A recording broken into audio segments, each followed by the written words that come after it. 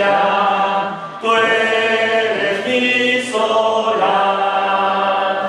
Cristo, Cristo, oye tú mi voz. Salvador, tu gracia dame, oye mi clamor. Solo vivo en tus bondades, guíame en tu luz, y mi alma no deseches. Sálvame, Jesús. Cristo, Cristo, oye tú mi voz. Salvador, tu gracia dame, oye mi clamor. Fuente viva de consuelo, tú eres para mí. A quien tengo en este suelo, sino solo a ti. Cristo, Cristo, oye tú mi voz. Salvador, tu gracia dame, oye mi clamor. Buenas tardes, hermanos, bienvenidos sean todos los que nos acompañan a la Iglesia de Cristo el día de hoy. Espero y todos vengan con una mente abierta para escuchar el mensaje de hoy. Just want to welcome everybody that joined us to the Church of Christ today.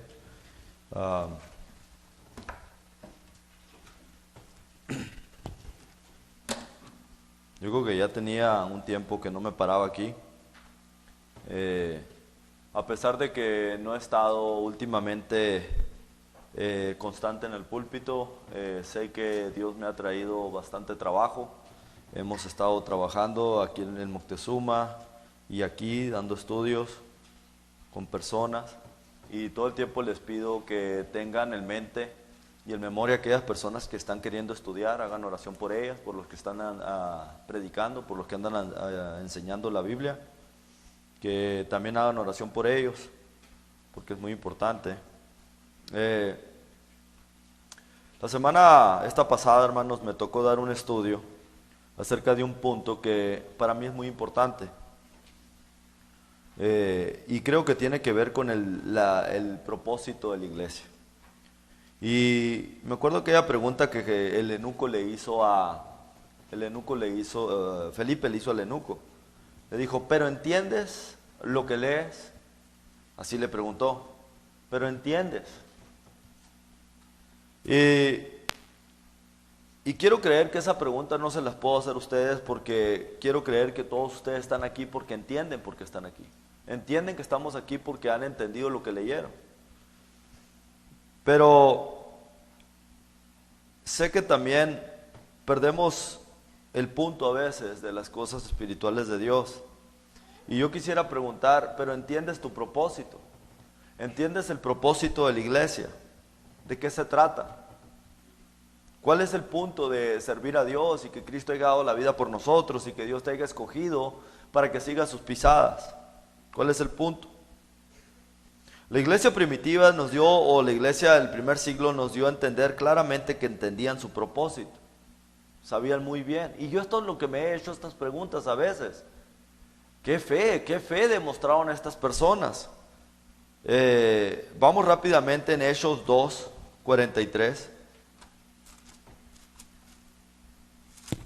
Fíjate lo que la historia nos dice acerca de los primeros cristianos, que después de que Cristo había muerto, se había dado el mandamiento de que se tenía que predicar el evangelio por todas partes.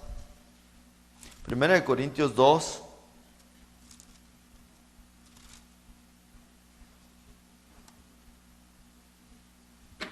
perdón, hermanos, está en Hechos 2:43. ando equivocado.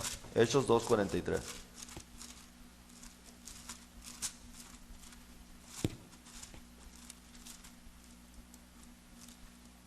Dice: y sobrevino temor a toda persona, y muchas maravillas y señales eran hechas por los apóstoles. Y todos los que habían creído estaban juntos y tenían en común todas las cosas. Y vendían sus propiedades y sus bienes y los repartían a todos según la necesidad de cada uno. Y perseveraban unánimes cada día en el templo, y partiendo el pan en las casas comían juntos con alegría y sencillez de corazón, alabando a Dios y teniendo favor con todo el pueblo. Y el Señor añadía a la iglesia, cada día a la iglesia, a los que iban a ser salvos. Los primeros cristianos, después de que se predica el evangelio, después de que se bautizan 3,000 judíos, dejan el judaísmo para venir a ser los primeros miembros de la iglesia, los primeros cristianos en el mundo, abandonan la creencia judía y se convierten en cristianos. Y dice que sobrevino temor a todas las personas, porque muchas señales y milagros se hacían tal y como Jesús los hacía, por medio de los apóstoles. Ellos también andaban haciendo milagros. La sombra de Pedro dice que también sanaba a personas. Tenía poder hasta la misma sombra de Pedro, del poder que se les había dado. Y dice que tenían en común todas las cosas y vendían sus propiedades, vendían sus casas, vendían sus terrenos, vendían todo, porque habían entendido el propósito de lo que Jesucristo les había pedido que hicieran.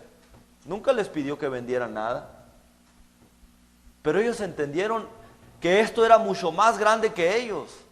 Esta era una oportunidad mucho más grande que cualquier otra oportunidad que pueda haber en el mundo, poder predicar el evangelio a otras personas.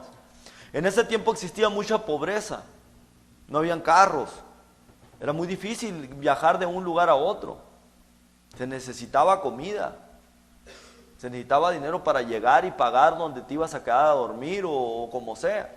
¿Cómo lo iban a hacer? Eran personas muy pobres, no tenían dinero. Pues los primeros cristianos dijeron: ¿saben qué? Este no va a ser un problema. Aquí está lo que vendí, mi casa, vendí mi propiedad, úsenlo para ir a predicar esto, porque esto se tiene que desparramar. Jesucristo había dado la comisión: vayan y prediquen el evangelio a toda criatura, el que lo creyere fuere bautizado y será salvo.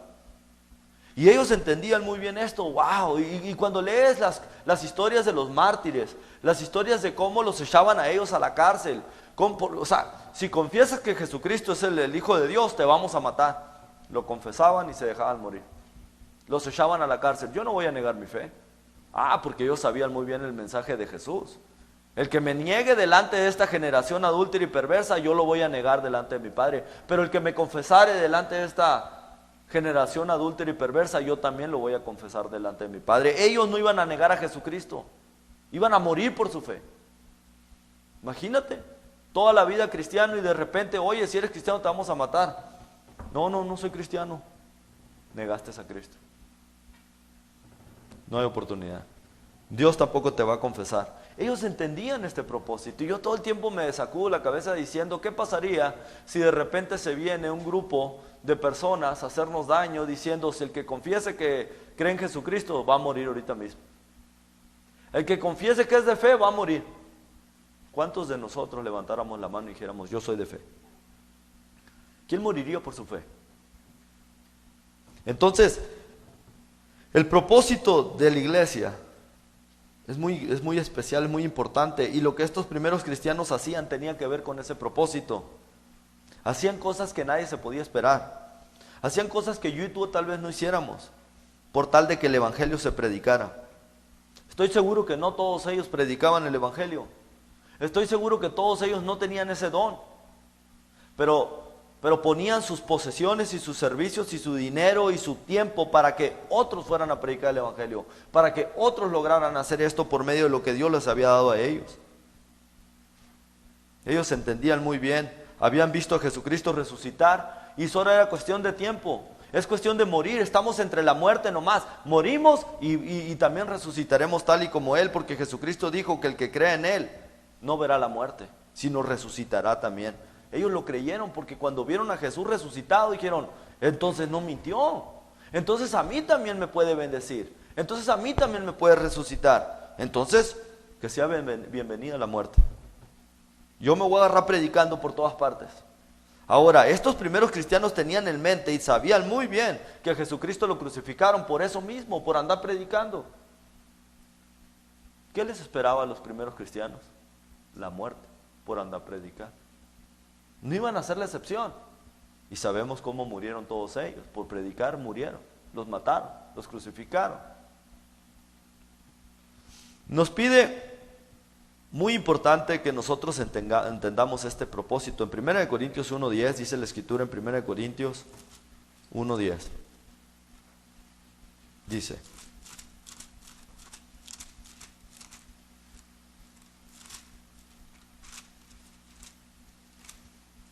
Dice, os ruego pues, hermanos, por el nombre de nuestro Señor Jesucristo, que habléis todos una misma cosa, y que no haya entre vosotros divisiones, sino que estéis perfectamente unidos en una misma mente y en un mismo parecer.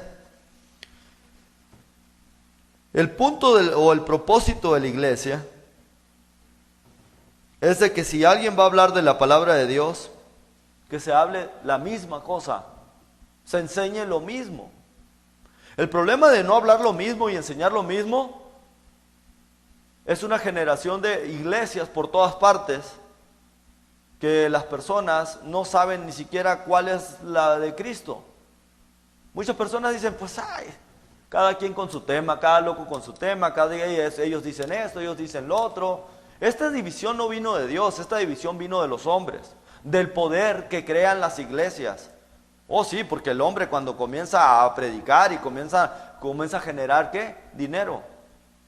Y engaña a las personas por medio de los diezmos y por medio de todas estas cosas que no son bíblicas.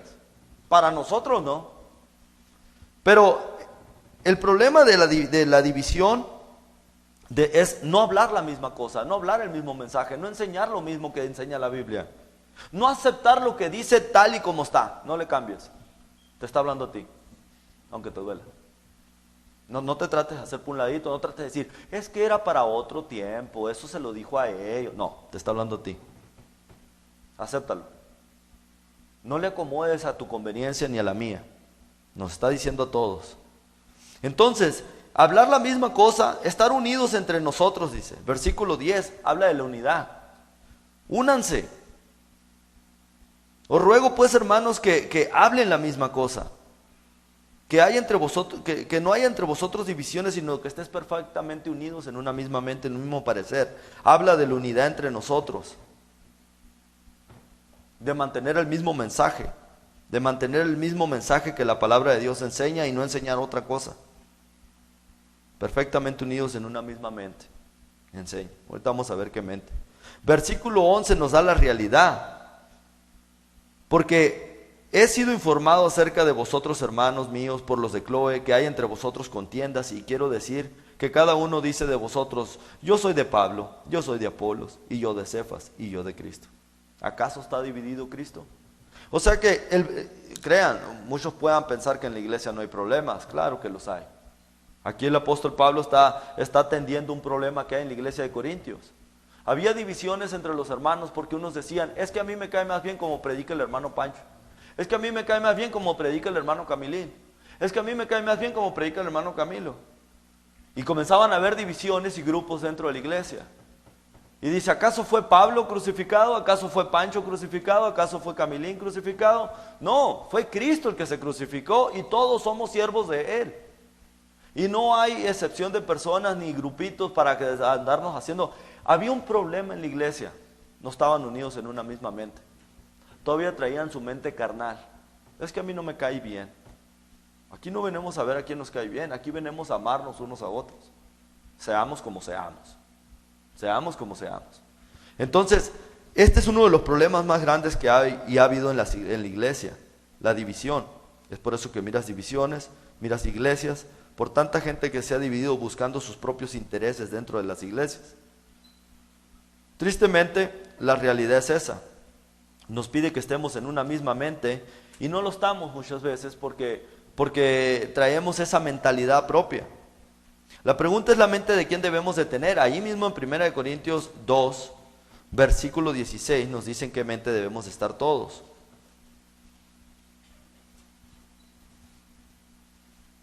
Dice, Porque ¿quién conoció la mente del Señor?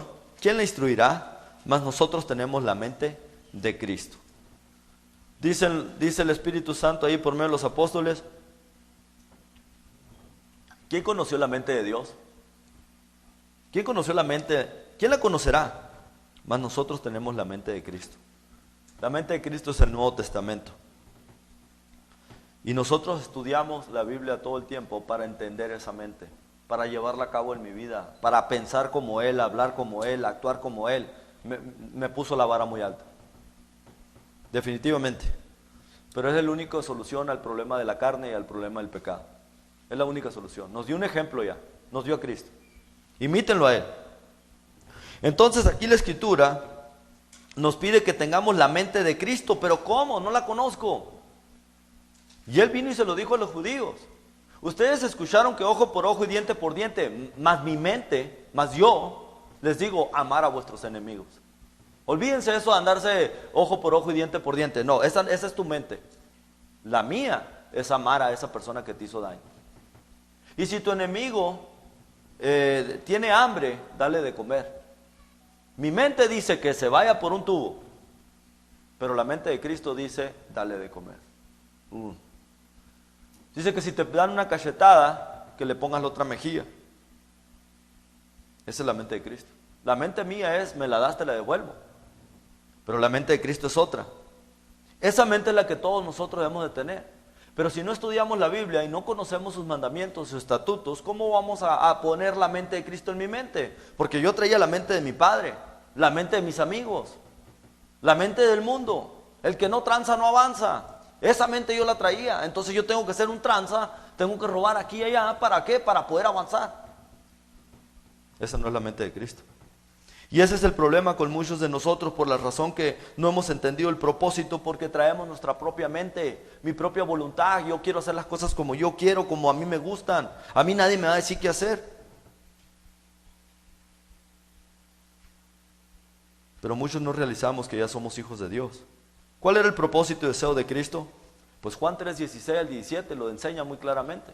El propósito y el deseo de Cristo es que las personas se salven. Porque de tal manera amó Dios al mundo, dice, que mandó a su Hijo unigénito para que todo aquel que cree en Él no se pierda, mas tenga vida eterna. Ese es el deseo de Cristo, que todos se salven, que todas las personas crean en Él y cambien su mente carnal a una mente de Cristo, a pensar como Él, a hablar como Él, a ser como Él. En su oración tan importante de Jesucristo en Juan 17:21, Él oró para que todos seamos uno en Él, para que todos seamos uno en mente. No está hablando de un grupito nomás, está hablando de todo el mundo. Quiere que todo el mundo, todas las personas en China, Japón, México, pensemos igual en cuestión de las cosas espirituales. No estoy hablando de en tu carro. A mí me gusta un troque rojo, a ti te gusta azul, qué bueno, no hay problema. Pero en cuestión de las cosas de Dios, todos debemos de pensar la misma cosa, hablar la misma cosa. Y si así fuera, no hubiera divisiones entre nosotros, no hubieran iglesias por todas partes y no hubiera confusión. Pero por causa de que no traemos la mente de Cristo, pues existe todo esto. En 1 de Pedro 2:21 dice la palabra de Dios que para esto fuimos llamados, para seguir sus pisadas. Para esto fuiste llamado, para ser como Cristo, para actuar como Cristo y para que tú le desparrames este bien a otro, a tu vecino, a tu amigo y que no quieras cambiar el mundo, pero que cambies tu mundo. Yo tengo un mundo. Ahí tengo amigos, ahí tengo primos, ahí tengo parientes, ahí en ese mundo me rodeo todos los días. De domingo en domingo ahí vivo. Y si tú le predicas a tu mundo y yo le predico a mi mundo, entonces estaríamos cambiando el mundo poco a poquito.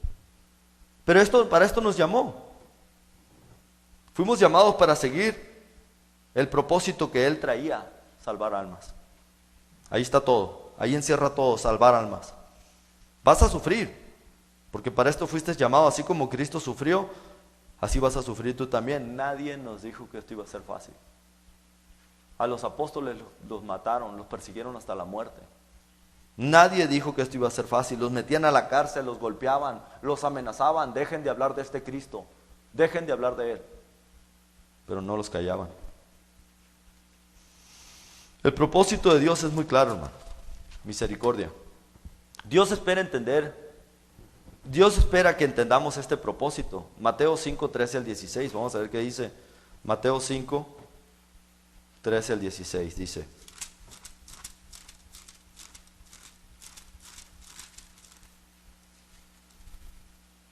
Dice, vosotros sois la sal de la tierra, pero si la sal se desvanece, ¿con qué será salada? No sirve más para nada, sino para ser echada afuera y hollada por los hombres. ¿Qué espera Dios de nosotros? ¿Cuál es el propósito? De que tú y yo seamos esa sal del mundo. Una comida sin sal no tiene sentido. En cuanto tú pruebas una comida que no tiene sal, dice, necesita sabor, échame la sal. Y le echas sal. Ahora sí ya, agarró sabor la cosa. Pues de la misma manera, tú eres la sal. Tú que obedeciste el Evangelio. Tú que entendiste lo que tienes que hacer, tú eres la sal. Tú eres la persona que le puede dar rumbo y sazón a la vida de las personas. A mi corta edad, a mis 24 años, yo le había perdido el sabor a la vida. Yo estaba asqueado de la vida, estaba cansado de vivir. Había pasado por todo y todo lo demás. Estaba enfadado de los problemas, de los fracasos, estaba enfadado de todo. El salmista dice que nuestra vida es tan triste. En el Salmo 90 dice que la vida del hombre llegan a ser 70 años y si en lo más robusto son 80. Pero saben una cosa, con todo esto dice, están llenos de molestia, trabajo y dolores y enfermedades y todo lo malo que puedas imaginar. Todo el tiempo preocupaciones, estrés, cánceres, esto, lo otro, todo el tiempo. Como que después de tanto problema, el alma de la persona se amarga, se entristece. Llegan personas a la edad de viejos y los vemos gruñones, regañones, enojones. Y decimos, ¿por qué?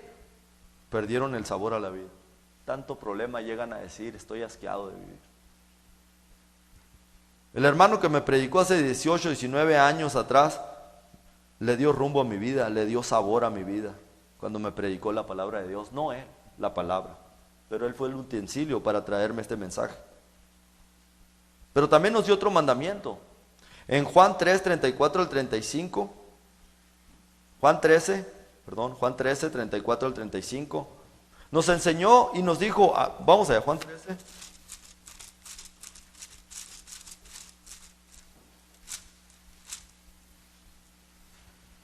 ...34 al 35 dice... Un mandamiento nuevo os doy, que os améis unos a otros como yo os he amado, que también os améis unos a otros. Y en esto conocerán todos que son mis discípulos, si tuviereis amor los unos con otros. Ahí está. Ese mandamiento nuevo se nos dio, dice que nos amemos unos a otros, que nos soportemos unos a otros, que nos aguantemos unos a otros. Es muy fácil, en el mundo yo me acuerdo, el que no me caía bien lo cortaba y se acababa todo. Es muy fácil vivir en el mundo. Ahí amas al que tú quieres y al que te conviene. Pero aquí no. Aquí amas, aunque no te convenga. Tienes que. ¿Por qué? Por mandamiento. Dices que amas a Dios, que no. Porque Jesucristo dijo, el que me ama, mis mandamientos guardará. Yo puedo saber si tú amas a Dios por medio de qué tanto obedeces a Dios. Tú puedes saber qué tanto yo amo a Dios por medio de qué tanto yo obedezco a Dios. Pero vuelvo a lo mismo, muchos no tenemos esa mente. Por medio de la palabra de Dios es que yo y tú podemos ser esa sal. Amar a Dios es uno de los mandamientos número 1. Amarás a Dios conforme tu corazón, con todo tu corazón y con toda tu fuerza. Segundo mandamiento es amar a tu prójimo como a ti mismo. El prójimo son las personas allá afuera. El prójimo puede ser hasta tu mismo hermano aquí dentro. Tienes que amarlo como a ti mismo. Ese es el segundo mandamiento. Y Jesucristo le dijeron, ¿cuándo te vimos sediento? ¿Y cuándo te vimos hambriento? ¿Y cuándo te socorrimos? ¿Y cuándo te visitásemos en la cárcel? Y Jesucristo dijo, por cuanto tú se lo hiciste a uno de estos más pequeños, a mí me lo estabas haciendo. Al demostrar el amor y la dedicación a los hermanos y a las personas allá afuera, amando al prójimo, es que estás demostrando que amas a Dios. Pero si no demuestras una cercanía, un amor, un deseo de querer estar ahí, dependiente de los hermanos, de las personas que obedecen el Evangelio, ¿cómo demuestras? No puedes amar ni a los que estaban aquí. No puedes amar a aquel que va obedeciendo el Evangelio. ¿Cómo vas a amar a Dios? Dios no es burlado, hermano. A Dios no lo podemos engañar. Dice que todo lo que el hombre sembrar, eso va a cosechar. Y había una parábola que dijo el Señor, cuando le preguntaron, ¿quién es mi prójimo? Y dice que venía un hombre que fue asaltado, golpeado, y lo dejaron casi por muerto, tirado al lado de la carretera. En ese momento viene un sacerdote y un fariseo, vienen caminando por ese mismo camino, y miran al hombre que está tirado, que lo dejaron casi muerto, porque lo asaltaron, y dice que lo vieron, y le pasaron por el lado nomás. No lo asistieron, no lo ayudaron, no lo levantaron, no lo curaron. Pero luego vino un samaritano que venía por el mismo camino y dice que paró, lo asistió, lo curó, lo vendó, lo subió a su caballo, lo llevó al mesón, lo llevó a un lugar donde lo podían atender y le dijo al dueño del mesón, aquí tienes un dinero, haz todo lo que puedas por él y cuando yo vuelva, si hiciste de más, también te lo voy a pagar, yo me encargo de él, cúralo. Ese sirvió a su prójimo. Pero los hombres religiosos de aquel tiempo no lo hicieron. Lo hizo un hombre de Samaria, samaritano. Un hombre que los judíos consideraban que estas personas no hacían nada por servir a Dios. Los consideraban de lo peor. Y este fue el que puso el ejemplo, no el religioso. Enseñándonos que podemos ser muy devotos, muy religiosos de la boca para afuera, pero si no hay un verdadero amor para con nosotros, para con los demás, de nada sirve. Esto es en vano. O sea que si de repente tú vienes manejando por la carretera y de repente miras que alguien se queda tirado, una señora que no puede mover su carro, y tú vienes apurado al servicio y le sacas la vuelta y te vas de lejos porque tú vas al servicio, perdiste la oportunidad. Yo sé que es importante llegar a la hora del servicio de oración, muy importante, pero Dios te puso una prueba de ayudar a tu prójimo, pero Dios es muy apurado, y es por eso que Jesucristo dijo, misericordia quiero, no sacrificios. O sea, no haciendo a un lado los sacrificios, venir aquí es un sacrificio, dejamos todo por venir a servir a Dios. Ahorita pudiéramos estar viendo la tele, el fútbol, en el parque, béisbol, pero dejamos todo para venir a... Este es un sacrificio. Pero dice Dios, más importante es que la misericordia. No le hace, llégame tarde, yo entendí por qué llegaste tarde, porque ayudaste a alguien más. Es más, no nomás lo ayudaste, lo invitaste a la iglesia. Mejor tantito. Y de pilón si vino, pues mucho mejor. O sea, eso es más importante y eso no se nos debe de olvidar. Porque dice la palabra de Dios, demuéstrame tu fe por tus obras y yo te demostraré mi fe con mis obras. O sea, tú me puedes decir que eres de fe, pero no hay nada que demuestre esa fe. A mí no me lo tienes que comprobar. Es a Dios. De nada sirve una fe fingida. En Juan 4:35, vamos a ver qué dice Juan 4:35, dice: ¿no decís vosotros aún faltan 4 meses para que llegue la siega? He aquí os digo, alzad vuestros ojos y mirad los campos, porque ya están blancos para la siega. Hay muchos que decimos, ay, en unos 3 meses más yo me voy a activar, le voy a echar ganas, le voy a hablar a mi vecino, le voy a hablar a mi tío, voy a comenzar a ir a los estudios para aprender más. Ay, en unos 4 meses más. Mas yo os digo, dice el Señor, abran sus ojos, ya es hora, ya está listo. No esperen más. ¿Qué estás esperando? Yo les platicaba una vez que yo tenía un vecino, cuando recién entré a la iglesia, que le quería hablar de Cristo, tenía una enfermedad, le hacían diálisis. Y me acuerdo que todo el tiempo me sentaba con él y hacía plática, pero no le hablaba, no me animaba, no sabía cómo entrar. Un día no lo miré afuera y fui y pregunté por él y me dijeron, falleció. Tuve como 1 año buscando la manera en cómo le predicaba y se murió antes que yo le hablara. Dice, aún hay muchos que dicen, es que faltan 4 meses, es que falta 1 año, estoy muy joven. Es ya. ¿Qué hace falta? Que abramos los ojos. Abre los ojos y te darás cuenta que hay mucho trabajo en la iglesia, que hay mucho trabajo en el mundo. El campo es el mundo. Que entendemos que esto es personal, es lo que tenemos que entender. Y que no se trata de uno solo trabajando, sino de que todos. Que hagamos morir lo terrenal en nosotros para poder ser un buen ejemplo para las personas. Que convivamos unos con otros como familia espiritual, que prediquemos el Evangelio, eso es lo que hace falta. Que andemos predicando el Evangelio por todas partes. La palabra de Dios nos da razones por las que muchos no andamos predicando el Evangelio. En 1 Corintios 11, 27, allá en la Escritura, la leyó el hermano ahorita y dijo, muchos no se están examinando. Muchos no se están examinando cómo vivimos toda la semana esta que acaba de pasar. Muchos no se están examinando en qué perdimos nuestro tiempo. Muchos no se están examinando que no estamos conviviendo como hermanos, que no estamos teniendo comunión unos con otros. En Mateo 26, 40 también dice la Escritura, cuando Jesús le dijo a los apóstoles, velen y oren conmigo. Cuando volvió, los encontró dormidos y les dijo, ¿no pudieron velar ni siquiera una hora conmigo? Velar y orar para que no entréis en tentación. Es que se nos hace muy pesada la iglesia, muy pesado el estudio, muy pesadas estas cosas. En Hebreos 5:12 dice la Escritura, le vino a decir el apóstol Pablo a los hermanos allí, debiendo de ya ser maestros, tienen necesidad de que se les vuelva a predicar los primeros rudimentos de la palabra de Dios, las cosas más básicas. Esto quiere decir, hermanos, que muchos no estamos prestando atención y es por eso que no hemos entendido el propósito. Y en Romanos 13:11 dice la Escritura, ya es hora de levantarnos del sueño. Ya es hora de levantarnos de este sueño. Pues, imagínate como que estás dormido. Si estás dormido no estás prestando atención. Y dice el Señor que muchos estamos dormidos dentro de la iglesia y no nos estamos examinando a nosotros mismos. El apóstol Pablo tenía algo que todo cristiano verdadero debe de tener.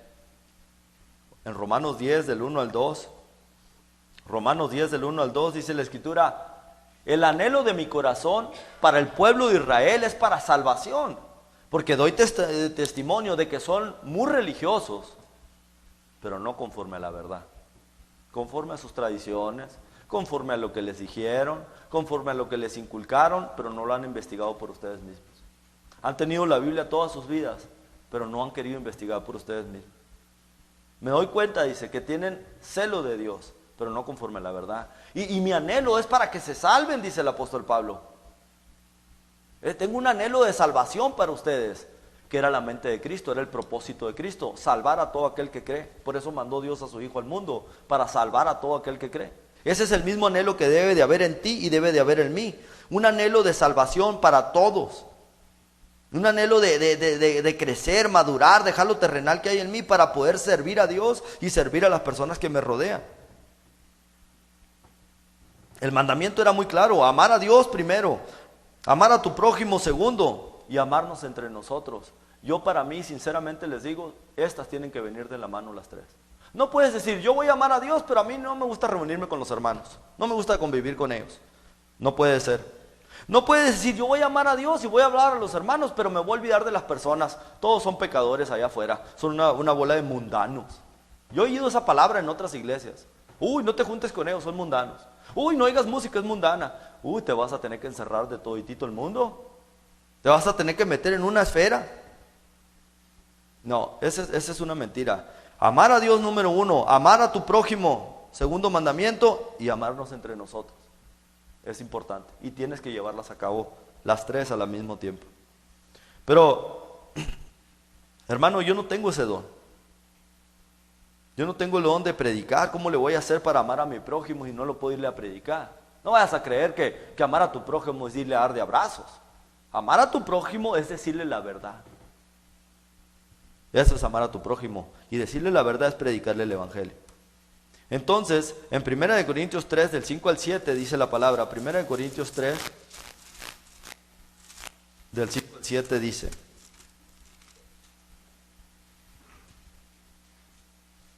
¿Qué pues?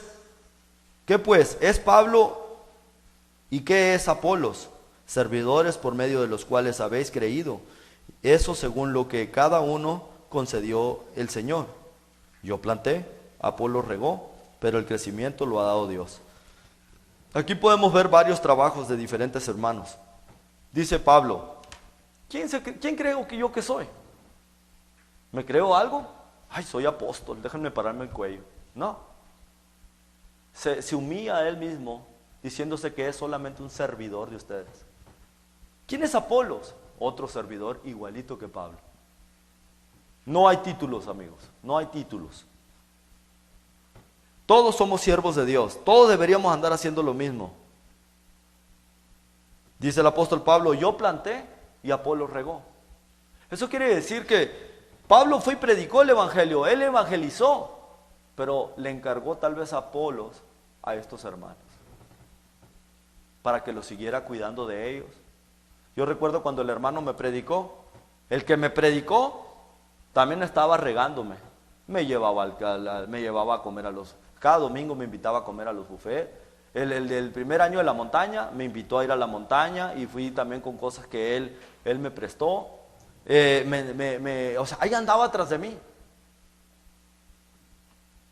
Porque tristemente no hay quien se encargue de estos hermanos que este hermano le anda predicando. El anhelo de Pablo era de salvación para ellos.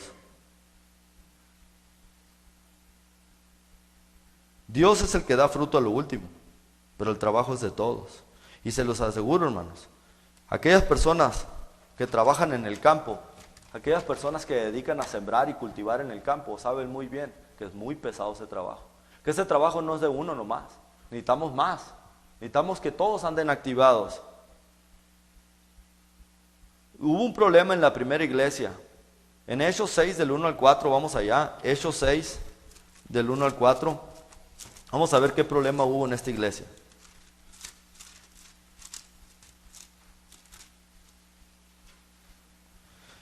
Dice, en aquellos días, Hechos 6 del 1 al 4, en aquellos días, como crecía el número de los discípulos, hubo murmuración de los griegos contra los hebreos, de que las viudas de aquellos eran desatendidas en la distribución diaria. Entonces los 12 convocaron a la multitud de los discípulos y dijeron, no es justo que nosotros dejemos la palabra de Dios para servir a las mesas.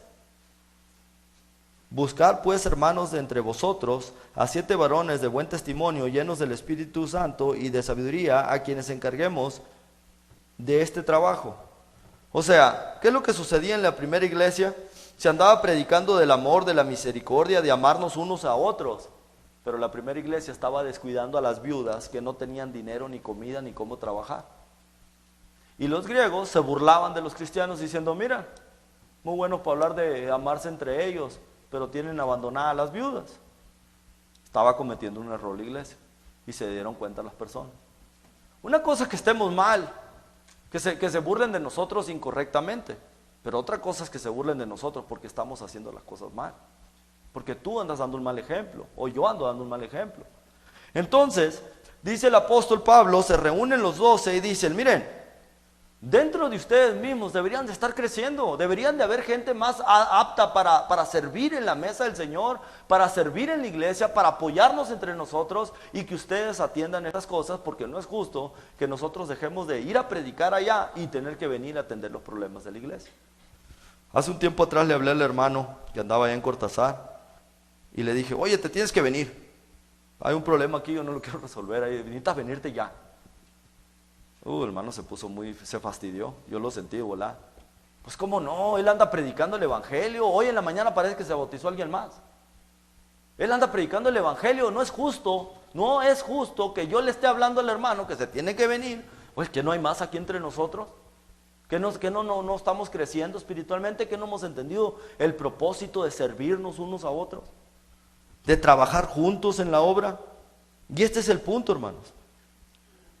Que no es justo que detengamos a aquellos evangelistas que andan predicando la palabra de Dios para dar fruto, no nomás aquí, sino también en otras partes, que andan enseñando la palabra de Dios. Estos hermanos necesitan apoyo y lean en Hechos, lean en Corintios cómo se apoyaban a estos hermanos, cómo los acompañaban a donde quiera que ellos iban a predicar el evangelio. Iban por todas partes predicando el evangelio, y tú vete con él, y tú vete con él, y tú vete con el otro. Y iban a predicar el evangelio por todas partes, enseñando la misericordia y el amor de Dios para las personas. El apóstol Pablo hace una referencia a Timoteo cuando lo manda a predicar a una iglesia y diciendo, es que no tengo a otro como Timoteo que se preocupe por las almas a las que yo les estoy predicando en otra ciudad. No tengo a otro como Timoteo. Y mandaba a Timoteo, porque Pablo había sembrado la palabra allá. Dios es el que dio fruto, y aquí viene Timoteo a regar la palabra, a regar los frutos, a mantener que se cuiden, que se mantengan trabajando. Yo, hermanos, me ha tocado predicar en Moctezuma, y sinceramente se los digo, empezamos con 7 miembros, y quedan 3. Duele mucho, hermano, duele mucho perder un miembro. Duele mucho, porque son personas que obedecieron el Evangelio, y solo Dios sabe quiénes son de Él y quiénes no lo van a abandonar. Y yo creo que Dios tiene a esos 3 porque sabe que son de verdadera fe. Pero aún así hace falta más apoyo, hace falta más motivación a estos hermanos, porque el anhelo de nuestro corazón es para salvación para ellos, como lo es para entre nosotros. Obedeció una persona ya, ¿qué hacemos por ella? Y les decía a los hermanos el jueves, ¿cómo la conocemos a esta hermana y a sus hijos para mandarle mensajitos durante la semana? Para decirle, hermana, ¿cómo está? ¿Cómo le ha ido? Aquí estamos con usted. Si en algo la puedo ayudar, si usted quiere platicar en algo. Es muy importante, hermanos, que una persona que está en un lugar donde no hay una iglesia, que ella y sus 2 hijos son iglesia, pues básicamente se sientan solas y ninguno de nosotros se preocupa por decir, ¿quién será esa hermana al que el hermano Carlos le predica allá en Moctezuma? Le voy a hablar para ver cómo está. Y voy a mandar un mensajito a Cortázar también para que decirle que cuiden mucho a nuestro hermano Camilo, que lo estamos esperando, pero que ahorita lo tienen ellos y hagan buen trabajo y que sigan adelante. O sea, un verdadero anhelo de salvación, de preocuparnos por unos por otros. Un verdadero anhelo entre nosotros. Que Dios les bendiga, hermanos, y les dé mucho entendimiento. Si alguien aquí ya sabe lo que es el Evangelio, pase al frente, aquí hay agua. Este es el momento de obedecer a Dios. Créanme, no se arrepentirán.